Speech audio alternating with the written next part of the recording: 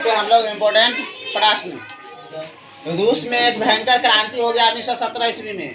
ये क्रांति इतना व्यापक, इतना बड़ा हुआ कि इसका असर पूरे विश्व पर काफी बड़े स्तर पर देखा गया। इसलिए इस क्रांति को सभी आदमी ध्यान से समझिए, है ना। और इसको इतिहास में हमेशा याद रखा जाता है, इसलिए हम लोग भी इतिहास में इसको पढ़ते हैं। तो 1917 की रूसी क्रांति को बोल्शेविक दल के नेता लेनिन के नेतृत्व में हुई थी, है ना। यानी कि किसके नेतृत्व में, पूछ रहा है ऊपर प्रश्न कि ये क्रांति किसके नेतृत्व में हुई। देखो, कोनो क्रांति जब होता है ना तो उसमें वो नेता चाहिए होता है ना। क्या चाहिए होता है? नेता। कि उसमें कोई लीडरशिप करता है। जैसे मान लो 4 गो लड़का हंगामा कर रहा था, उसमें 1 गो लड़का मेन रहता है, नहीं तो उसी को नेता कहते हैं। बिना जैसे घर परिवार चलने के लिए भी नेता की जरूरत होता है ना। कोई भी डिसीजन लेना हो तो पिताजी जैसे लेते हैं, उसके घर में पिताजी मान लो नहीं है तो मार, समझ में आ रहा है ना। तो उसी को क्या कहते हैं? नेता। जो डिसीजन लेता है, जो आगे नेतृत्व करता है ना, उसी को क्या कहते हैं? नेता। तो रूस की क्रांति का नेतृत्व किसने किया? लेनिन ने। ये लेनिन क्या करता था? तो किसके लिए लड़ा? तो मजदूर के लिए, है ना, किसान के लिए, गरीब, आम गरीब लोगों के लिए, इन सब लोगों के लिए लड़ा। इसलिए लेनिन को हमेशा याद किया जाता है ना। उसने क्या किया? नई आर्थिक नीति लाया 1921 ईस्वी में। किसने? लेनिन ने। तो रूस की क्रांति कब हुई? 1917। बोल्शेविक क्रांति कब हुई? 1917। याद रखना है ना। बोल्शेविक क्रांति कब हुई? 1917 ईस्वी में। ठीक है। तो हम अभी जैसे बोले कि रूस की क्रांति ने पूरे विश्व को प्रभावित किया, इसके लिए कोई 2 उदाहरण दीजिए, 2 कारण बताइए कि कैसे, है ना, पूरा विश्व उससे प्रभावित हो गया। तो देखिए, पहला कि इस क्रांति के पश्चात श्रमिक या सर्वहारा वर्ग की सत्ता रूस में स्थापित हो गई, है ना, बोला ना। इससे अन्य क्षेत्रों में भी आंदोलन को प्रोत्साहन मिला। जैसे कि हमारे समाज में ही, समाज से समझो कि किसी के, है ना, बेटा ने या फिर बेटी बगल में पढ़ करके डॉक्टर बन गई, इंजीनियर बन गई, IAS बन गई, या बिहार पुलिस बनी, ठीक है। तो बगल वाले आदमी को भी मैसेज जाता है कि काश हम अपने बाल बच्चा को भी पढ़ाएं, तो इस तरह से हमारा संतान भी क्या करेगा? डॉक्टर, इंजीनियर या बिहार पुलिस या कुछ ऐसा बन करके आए। बात समझ रहे हो कि नहीं? तो फैलता है ना बात, आदमी को विचारधारा चेंज होता है ना। तो यदि किसी, पहले ऐसा होता था कि राजा एकदम राजा बन जाता था, पूरा चलाता था अपना मनमानी तरीका से, मनमानी डिसीजन ले लेता था किसी को। जैसे मान लो राजा से संबंधित कोई आदमी चोरी करते हुए पकड़ा गया, तो उसको क्या करता था? अपने आदमी, है ना, तो क्या करता था? छोड़ देता था, चाहे कोई नियम कानून नहीं था। कोई कम अथी अपराध किया तो उसको ज़्यादा सजा देता था, गुस्सा आ जाता था कोई पर, दिखता था हमारा विरोध करता है, ये करता है, वो करता है, उसको मारता, समझे। तो इसीलिए जब सब ज़्यादातर देशों में इसी प्रकार का व्यवस्था हुआ करता था। जैसे भारत में भी राजा सब होता था ना रे, नहीं सुना राजा का नाम? सुने थोड़ी ना। तब ना इसी राजाओं सबके बीच में अंग्रेज आया, फूट डाल करके इस सबको लड़ा देता था, बीच में अपने तरफ को कर लेता था। देखता था कि अब कमजोर बन गया तो इसको अपने, पहले कहता था आप हमारे साथ रहो, फिर देखता था कि अब हमारा बात नहीं मान रहा है राजा, तो उसको उसी को टपका देता था। ऐसे ऐसे करके पूरा देश पर अधिकार कर लिया ना। तो जिस प्रकार से अगल बगल में घटनाएं जब घटित होती है तो उसका असर, है ना, सभी जगह देखने को मिलता है। तो रूस में ऐसा हुआ कि राजा को एकदम सत्ता से बाहर कर दिया गया। तो बगल वाले जो देश सब है, रूस के बगल में फ्रांस मान लो, इधर से ऑस्ट्रिया मान लो, जर्मनी मान लो, इटली मान लो, फ्रांस मान लो, इस सब में क्या हुआ? इसका असर देखने को मिला। किसका? रूस में। यूरोप में भी दूसरे देशों में देखने को मिल गया। इसके साथ साथ पूरा विश्व में, जैसे एशिया हो गया, अफ्रीका हो गया, सभी दूसरे कॉन्टिनेंट में भी देखने को मिल गया। तो इस क्रांति के पश्चात श्रमिक या सर्वहारा वर्ग की सत्ता रूस में स्थापित हो गई। सत्ता का क्या मतलब हुआ? कि जो गरीब आम इंसान है, किसान हो गया, जैसे मजदूर हो गया, सर्वहारा वर्ग में इसी समझ आता है, यही समझना। और आम गरीब इंसान यानी कि किसान, मजदूर और आम गरीब लोग, इसका भी बात मानने लगा, लोग चलने लगा। इनका सत्ता स्थापित होने का मतलब कि ये लोग भी अपना मन से सभी चीज करने लगे। इन सबको, है ना, मानवता का भी अधिकार नहीं दिया गया। इसका जो इस क्रांति, ये क्रांति जो हुआ 1917 में बोल्शेविक क्रांति, तो इसका असर जो है अगल बगल में सभी देशों में देखने को मिला, है ना। तो वहाँ भी लोग विरोध कर लिया अपने राजा का, है ना। इसलिए कह सकते हैं कि रूस की क्रांति का विश्वव्यापी असर हुआ, यानी कि अन्य महाद्वीप में भी लोगों ने क्या किया, ये बात सुना तो इसका विरोध किया। किसका? राजतंत्र का। रूसी क्रांति के बाद विश्व विचारधारा के स्तर पर दो खेमों में विभक्त हो गया, पूर्वी यूरोप और पश्चिमी यूरोप। अब ये कह रहा है कि पूरा विश्व को कैसे प्रभावित किया। तो रूस में जो क्रांति हुआ ना, तो यूरोप पूरा बट गया दो हिस्सा में, एगो पूरा वाला हिस्सा, एगो पश्चिम। तो इसलिए इसको कह सकते हैं कि पूरा विश्व में प्रभाव डाला। अगला नेक्स्ट है कि द्वितीय विश्व युद्ध के पश्चात, है ना, द्वितीय विश्व युद्ध के पश्चात पूंजीवादी विश्व तथा सोवियत रूस के बीच शीत युद्ध की शुरुआत हुई और आगामी 4 दशकों तक दोनों खेमों के बीच हथियारों की जोड़ जारी रही। ये बात तुम सबको थोड़ा सा समझ में नहीं आएगा। क्यों नहीं आएगा? तो ये देखो, क्रांति हुआ 1917 के आसपास, रूस में हुआ ना क्रांति। तो इससे पहले अमेरिका जो है वो 1776 में ही आजाद हो गया था। तो पूरा वर्ल्ड का पावरफुल देश वही था, है ना। और इस समय रसिया जो है सोवियत संघ था, इसमें 15 गो देश जैसे यूक्रेन हो गया, किर्गिस्तान हो गया, कजाकिस्तान हो गया, ये सभी था, है ना। यानी कि 15 देश उसके हिस्सा हुआ करते थे। किसके? सोवियत संघ नहीं, लेकिन 1991 में टूट गया, बोलो ना रे। जैसे भारत पाकिस्तान का विभाजन हो गया था 1947 में ना, वैसे ही वो टूट करके क्या हो गया, अलग हो गया। तो इससे ये हुआ कि शीत युद्ध आरंभ हो गया। शीत युद्ध का क्या मतलब हुआ कि बिना हथियार चलाए हुए, बम बरसाए हुए, लड़ाकू विमान को शामिल किए हुए आर्थिक रूप से एक देश किसी दूसरे देश को है ना नुकसान पहुंचाने की कोशिश करता है, या उसके दुश्मन देश के साथ दोस्ती बढ़ा लेता है, उसके दुश्मन देश को अपना हथियार बेच लेता है, तो उसी को शीत युद्ध कहते हैं। ये 40 वर्षों तक अमेरिका और रूस के बीच में, अभी कह सकते हैं रूस, तो उस समय क्या था, सोवियत संघ, है ना, इनके बीच होता रहा। तो जब दो देश, जैसे अभी मान लो यूक्रेन और रसिया के बीच युद्ध चल रहा है, तो इसके असर पूरा दुनिया में देखने को मिला है। कच्चा तेल का दाम काफ़ी ज़्यादा बढ़ गया था, गेहूं का दाम बढ़ गया था। क्यों? यूक्रेन भी गेहूं का बहुत बड़ा उत्पादक है ना। तो जब दो देश आपस में लड़ता है ना, तो इसका असर अन्य देशों पर भी देखने को मिलता है, क्योंकि अब पूरा विश्व एक दूसरे से कनेक्टेड है ना। तो इस प्रकार ये 3 कारण हम बता सकते हैं कि रूस की क्रांति के बाद क्या हुआ, रूस में ही श्रमिक वर्ग का उदय हुआ, है ना, यानी कि किसान मजदूरों का अपना हक प्राप्त हुआ।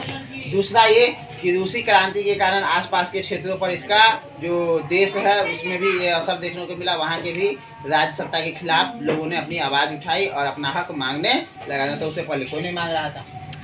द्वितीय विश्व युद्ध के बाद क्या हुआ, शीत युद्ध शुरू हुआ, जो कि अमेरिका और सोवियत संघ के बीच हमेशा होता रहा, संयुक्त राष्ट्र संघ जिसको कहते हैं। ये 40 वर्ष तक लगातार चला। तो ये पूरा विश्व पर इस क्रांति ने इस प्रकार से 3 कारण हम कह सकते हैं कि जिसके कारण असर उन्होंने डाला। किसने?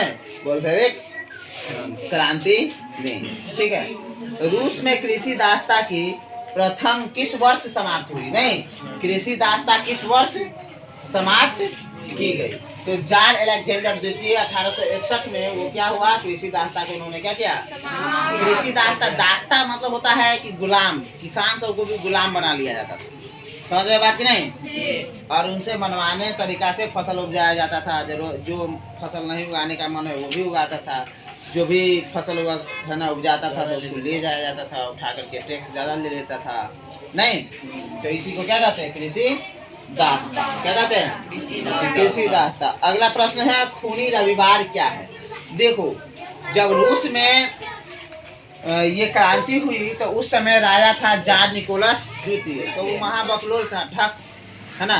कभी कभी कोनो आदमी को देखिएगा, कोनो मर्द को, कि हर एक काम ना अपने लेडीज से पूछ करके करेंगे, उसको अपना दिमाग ही नहीं रहता है। देखिए, ये इसका मतलब ये नहीं कि पत्नी को कोई वैल्यू नहीं देना चाहिए, बोलो ना। ये शाही राजा था जार निकोलस द्वितीय, इसको अपना कोई दिमाग नहीं था, वो सवास नहीं था, तो अपना पत्नी जरीना से पूछ के करता था, है ना। देखिए, आपके घर में कोई एक मजबूत आदमी नहीं रहेगा ना, जो डिसीजन लेने वाला हो। कोई घर में दूसरा आदमी आकर के बगल से डिसीजन ले गया ना, तो वो घर टूट जाता है। आपके घर के सदस्य के बीच में ही मतभेद हो जाएगा। इसलिए घर में एगो स्ट्रांग लीडरशिप का होना बहुत जरूरी है। जिस देश का भी स्ट्रांग लीडरशिप नहीं होता, वो देश बर्बाद हो रहा है। नेतृत्व अच्छे हाथ में देना बहुत जरूरी होता है, क्योंकि डिसीजन वहीं से ना लिए जाते हैं। तो ये जार निकोलस द्वितीय अपना पत्नी से पूछ करके अपना जो चमचा सब था उस सब से पूछ करके डिसीजन करता था। अपना दिमाग उतना नहीं था। इसके शासन काल में क्या हुआ, भ्रष्टाचार इतना चरम सीमा पर पहुंच गया ना कि महंगाई काफ़ी ज़्यादा बढ़ गया। अब महंगाई बढ़ता है तो सबसे ज़्यादा किसान और मजदूर परेशान होते हैं। तब मजदूरों की स्थिति ऐसी हो गई कि खाने तक भी नहीं मिलता था रूस में। तो एक दिन क्या किया, 1000 मजदूर एक बार उठा और वहाँ उसका महल था, वो राजा का सेंट पीटर्सबर्ग स्थान का नाम है, ठीक है। उस महल की ओर जाने लगा 1000 आदमी एकदम बाल बच्चे के साथ एकदम चल दिया, रोटी दो किनारे के साथ। उस दिन तिथि था, ठीक है, 9 जनवरी 1905। कितना जनवरी?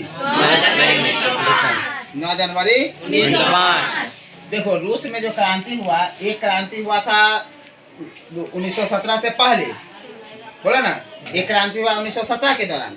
तो ये खूनी रविवार है, ये क्या है? खूनी रविवार। तो उस समय एकदम बकलोल इसका नीति ऐसा था इस राजा का कि वहाँ के लोगों को है ना गरीबी इतना चरम सीमा पर आ गया ना कि लोग को खाना नहीं मिलने लगा, है ना, खाना नहीं मिल रहा था। तो बेचारा क्या करेगा भाई, पेट सबसे पहले है तभी आदमी कुछ देखता है। तो रोटी दो के नारों के साथ राजा के तरफ जाने लगा। राजा देखा, अरे ये सब तो इधर चला रहा है, ये कौन नाटक कर रहा है? गई फायरिंग, अपने सेना से क्या किया, फायरिंग करवा दिया। कौन? जार निकोलस द्वितीय फायरिंग करा दिया। तो सब क्या हो गया, हजारों लोग, अब भीड़ में तो किधरों चला गया, तो केकरो न केकरो हजारों लोग मारे गए। इससे क्या हुआ, और आक्रोश बढ़ गया। जिसका आदमी मारा गया होगा उतारो गुस्सा गया, अब हम भी मरेंगे जिएंगे, छोड़ेंगे नहीं उसको। समझ में आ गया?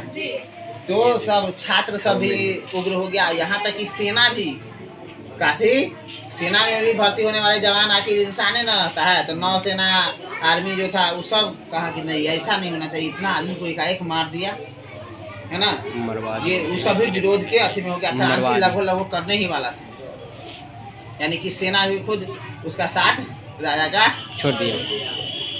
तो ऐसा भी नहीं करना चाहिए, किसी राजा को अपने शक्ति का सही दिशा में प्रयोग करना चाहिए, नहीं। तो यही वो क्या कहलाया, उस दिन रविवार था और इसीलिए इसे क्या कहा जाता है, खूनी रविवार। रविवार, है ना। परीक्षा में लिखना हमारा, तो इतना कहानी नहीं कहेंगे, लिखेंगे कि सेंट पीटर्सबर्ग स्थित राजमहल की ओर लोगों का समूह रोटी दो के नारों के साथ जा रहे थे, जिस पर जार की सेना ने क्या किया, गोलियां चलवाई। निहत्थे लोगों पर गोली चलवाई, जिसमें हजारों लोग मारे गए, नहीं। और उस दिन रविवार, इसीलिए इसे ब्लडी संडे यानी कि खूनी रविवार कहा जाता है। नहीं याद हो गया? बीमारी है बोला जी। स्पष्ट लिखा हुआ है कि रूस में 9 जनवरी 1905 को लोगों का समूह रोटी दो के नारे के साथ सड़कों पर प्रदर्शन करते हुए सेंट पीटर्सबर्ग स्थित महल की ओर जा रहा था। राजमहल था, नहीं राजा का महल। परंतु जार की सेना इन निहत्थे लोगों पर गोलियां चलाई, इसमें हजारों लोग मारे गए। इसलिए इस दिन को रूस में लाल रविवार, ब्लडी संडे नहीं का नाम से जाना जाता है। नहीं तो याद नहीं हो गया? क्या है बरका है, कहानी ना है, कहानी की तरह पढ़ेंगे समझ के तो याद हो जाएगा। 1917 की बोल्शेविक क्रांति एक सर्वहारा क्रांति थी। सर्वहारा वर्ग के बारे में पढ़ा दिए थे ना, किसान, यही सब मिलकर गया था। इस सब के लिए ही तो किया ही गया था और यही सब शामिल ही था उसमें, बोलो ना। तो बोल्शेविक क्रांति सर्वहारा क्रांति नहीं कहलाएगा। तो 1917 की बोल्शेविक क्रांति के पश्चात रूस में ने सर्वहारा वर्ग को अनेक सुविधाएं प्राप्त हुई। किसानों और मजदूरों को मतदान के अतिरिक्त अन्य राजनीतिक अधिकार मिले, है ना। मतदान मतलब समझता है, वोटिंग नहीं देता है, वोट नहीं करता है। व्यक्तिगत संपत्ति की समाप्ति तथा उद्योग का राष्ट्रीयकरण किया गया, जिससे एक वर्गहीन समाज का निर्माण तथा सामाजिक समानता की स्थापना हुई। इसका क्या मतलब हुआ? इसका मतलब ये हुआ कि वर्ग हो जाता था पहले कि एगो अमीर है, खूब अमीरे है, एगो गरीब है तो इतना गरीब है कि बेचारा को खाना नहीं मिल रहा, समझ में आ गया। तो वर्गहीन का मतलब हुआ कि ऐसे समाज में वर्ग नहीं, सभी को समानता की प्राप्ति हो। अब देखता था गरीब है तो तुम वोट नहीं करेगा, गरीब है वोट देके क्या करेगा, चलता रहोगे। अरे बगलो, ऐसा होता था पहले। यहाँ तक कि सभी जगह जाता भी नहीं था, सभी काम ही नहीं कर सकता था, निचला काम ही सबसे करवाया जाता था जानबूझ के, तो सब ऊपर उठ जाता ना। तो ऐसे में देश का विकास संभव नहीं था। इन परिवर्तनों से रूस में क्या हुआ, किसानों तथा मजदूरों का सम्मान बढ़ा, इसलिए 1917 की बोल्शेविक क्रांति को सर्वहारा क्रांति भी कहा जाता है। इसलिए कहा गया सर्वहारा क्योंकि इसमें गरीब, जो आम गरीब लोग थे, मजदूर, किसान, इस सबको भी जो हक नहीं मिलता था, उस सब हक की प्राप्ति हो गया। हक मतलब अधिकार, है ना। तो इसीलिए इसको हम कौन सा क्रांति कहते हैं, सर्वहारा क्रांति। तो ये पूछेगा सर्वहारा क्रांति किसे कहते हैं, क्वेश्चन बदल के तब क्या लिखेगा, तब पर भी यही आंसर होगा। ये पूछेगा बोल्शेविक क्रांति कब हुआ, क्या है या किसे कहते हैं, तब पर भी यही होगा। इसलिए पढ़ते समय समझना चाहिए चीज़ों को। क्वेश्चन ऐसे कई बार घुमा देता है, तो घुमा रहे ये तो पढ़िए के नहीं आए हैं। बोल्शेविक सर्वहारा क्रांति किसे कहते हैं, पढ़वे नहीं किए हैं, नहीं पढ़ के आए हैं बोल्शेविक क्रांति, बस हो जाएगा छुट्टी। तो ऐसे समझ के पढ़िए, ठीक है। तो आज के लिए